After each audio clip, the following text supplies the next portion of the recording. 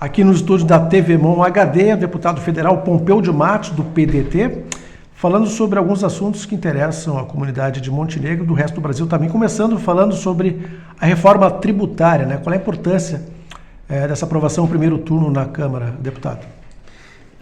Primeiro é um prazer poder estar aqui na minha querida amada Montenegro, aqui no Vale do Caí, conversando com os telespectadores da TV Mon e poder agradecer Montenegro por estar no Congresso Nacional, na Câmara dos Deputados, pelo 6º mandato, com mais de 100 mil votos. Montenegro me ajudou nesse contexto e hoje eu tenho a honra de ser membro da mesa da Câmara dos Deputados, o presidente da maior parte das sessões da Câmara dos Deputados. Eu tenho a honra de presidir, né, as sessões. Então é um desafio bem grande. E nesse contexto nós ajudamos a construir o projeto da reforma fiscal, da reforma que trata da questão dos impostos, tão necessária a nossa reforma tributária.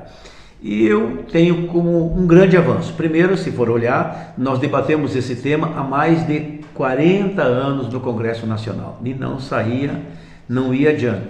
Quando era lá no governo Fernando Henrique Cardoso, o projeto de reforma, o PT era contra porque a reforma era tira e a vida como do FHC.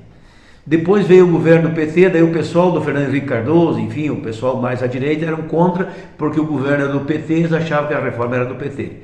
Depois veio o governo do Temer e do Bolsonaro, o PT virou contra, ou seja, uma coisa, né, inusitada. E agora, este projeto, veja bem, houve uma conspiração, porque a proposta, a emenda constitucional número 45 é de 2019, ou seja, do tempo do governo do Bolsonaro.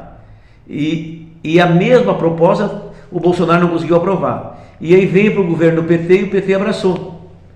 E a mesma proposta, que também não é do governo do PT, como não era do Bolsonaro, porque a proposta é tua, minha, nossa, da Câmara dos Deputados, do Senado, do Congresso, é do Brasil. E por isso, então, houve aqui uma espécie de conspiração, porque o projeto não é da direita, não é da esquerda, o projeto não é do governo nem da oposição, o projeto é da nação brasileira, é de todos nós. E nesse contexto nós conseguimos ver avançar o projeto, tanto é que ele teve votos de todos os partidos.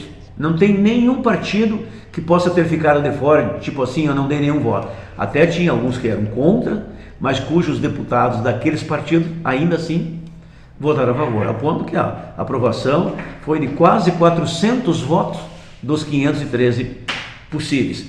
E nesse contexto, a proposta, primeiro, ela não aumenta o imposto, via de regra, não aumenta o imposto, não aumenta a carga tributária. Segundo, ela não tira dinheiro dos municípios, não diminui a receita dos municípios, não corta a receita dos prefeitos, ela não diminui a receita dos estados, dos governadores, ela simplifica, ou seja, o cidadão vai saber quanto paga, para quem ele paga, para onde vai o dinheiro que ele paga, ou seja, transparência. E por quinto aspecto, ela desburocratiza o sistema de pagamento de imposto, porque hoje, do jeito que está, nós temos 5 impostos, por exemplo, que estão sendo unificados. Esses 5 impostos têm mais de 450 normas, decretos, resoluções, enfim, todo tipo de regramento que é impossível tu compreender. Aliás, tem empresas que a pretexto dessa burocracia tem um departamento só para organizar, ou seja, gastam um dinheirão para organizar o sistema de pagar imposto, de emitir boleto, de calcular, de emitir guias, enfim, é uma parafernália. Então tudo isso nós vamos simplificar. E para ter uma compreensão, o que aumenta de impostos? Vai ter aumento de imposto no que diz respeito a bebidas, que são supérfluas. Vai ter aumento de imposto no que diz respeito a cigarros, essa é a percepção, a concepção. Nós vamos ter um novo imposto muito importante, que é o IPVA para jet ski, lancha, iate, para navios, grandes barcos, para avião, para helicóptero. Ou seja, não é para a população, é para poucos ricos milionários que nunca pagaram esses impostos. Mas em compensação, a cesta básica, que é para o povão, que é para todos nós, que é para mim, que é para ti, a cesta básica vai ser imposto Zero. Ninguém vai pagar imposto. Acabou, show. Por exemplo, eles calculam todo mês a cesta básica. Qual é o estado que tem a maior cesta básica? Hoje é o Rio Grande do Sul. A outra é menos, outra é menos. Não vai ter mais isso. A cesta básica é um preço só, porque os itens serão os mesmos e não tem imposto. Não tem, zero. Nós vamos acabar com a guerra fiscal. Hoje tem estados, por exemplo, pega o Rio Grande do Sul e Santa Catarina. O ICMS lá muito mais barato. O IPVA lá muito mais barato. Tudo em termos de imposto é mais barato em Santa Catarina, mais caro aqui. Tem outros estados que é mais caro, outros é mais barato. Acabou isso. Vai ser tudo preço único. Ah, mas alguém vai perder, alguém vai ganhar, vai. Mas para isso, 3% de toda a arrecadação será separado, colocado num fundo, e esse fundo vai compensar os que perderem, para fazer uma equalização. E essa compensação vai ser ao longo dos anos, ao ponto que vai ficar 50 anos compensando.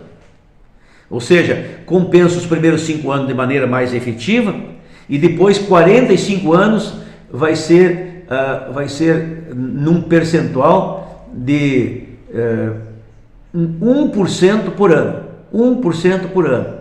De tal maneira que vai chegar ao final e vai zerar. Ou seja, vai levar 50 anos adequando.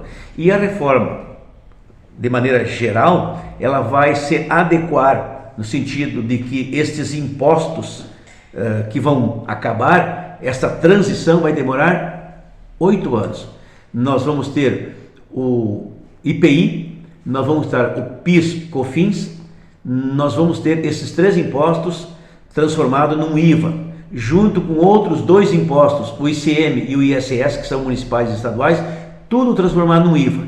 E esse IVA, que é Imposto do Valor Agregado, ou seja, não vai ter mais imposto acumulado, este IVA vai fazer com que diminua a carga tributária, a incidência sobre o imposto como é hoje. Por exemplo, o cidadão tem um determinado produto, a indústria fabrica, paga um índice de imposto. Aí ela vende para o atacado, paga mais imposto. Aí o atacado vende para o varejo, paga mais imposto. E o varejo vende para o consumidor, vem mais um imposto. Hoje é assim. A nossa proposta, ou seja, o que nós aprovamos lá, ela vai descontando. Cobra o primeiro, cobra o segundo. Quando cobra o segundo, desconta do primeiro. Quando cobra o terceiro, desconta do segundo. Quando cobra o quarto, desconta do terceiro. Ou seja, o imposto vai vir pela metade. Quer dizer que nós vamos ter uma série de ajustes. Para se ter uma ideia, além da cesta básica ter imposto zero, tudo que for de educação, o imposto vai ser pela metade. Tudo que for ligado à saúde, o imposto pela metade. Tudo que for ligado ao agro, o imposto pela metade. Tudo que for ligado a farmácias, fármacos, remédio, imposto pela metade. Ou seja, são vários índices que a gente trabalha e que, via de consequência, permite exatamente que a população possa ter melhor acesso aos bens de consumo. Resumo da obra: quem tem mais vai pagar mais, quem tem menos vai pagar menos. É a lei do Robin Hood. O grande paga bastante, o rico paga bastante e o pobre paga pouco. E aí há uma compensação. Inclusive a outra parte que aumenta imposto, é importante dizer, imposto herança. Ou seja, terá só 3 aumentos de imposto: cigarro e bebida, herança e o imposto, novo imposto, que é o IPVA dos ricos, que é o IPVA de bens sofisticados. Imagine um menino, um jovem, aqui em Montenegro, motoboy, que leva uma pizza que tu comprou, leva na tua casa, ele tem que pagar IPVA da motinha dele. No entanto, quem tem um iate não paga nada. Quem tem um helicóptero não paga nada. Quem tem um avião de luxo, vale milhões, não paga nada. Tu acha que está certo? Está errado. Então nós estamos fazendo uma revolução no sistema. Aliás, dando sequência àquilo que é efetivamente a realidade do mundo. A gente sabe como que é no primeiro mundo, só que nós estamos aqui fazendo coisa de terceiro mundo. Pois vamos passar o nosso sistema para um sistema de primeiro mundo para melhorar a vida e a qualidade de vida do nosso povo, da nossa gente. E para concluir, o projeto não está terminado. Nós aprovamos em primeiro e segundo turno na Câmara dos Deputados. Ele vai para o Senado, que haverá de melhorar, aperfeiçoar, ver se tem alguns desencontros, ajustar, fazer a sintonia fina. Feitos esses ajustes, volta para a Câmara para a gente passar limpo.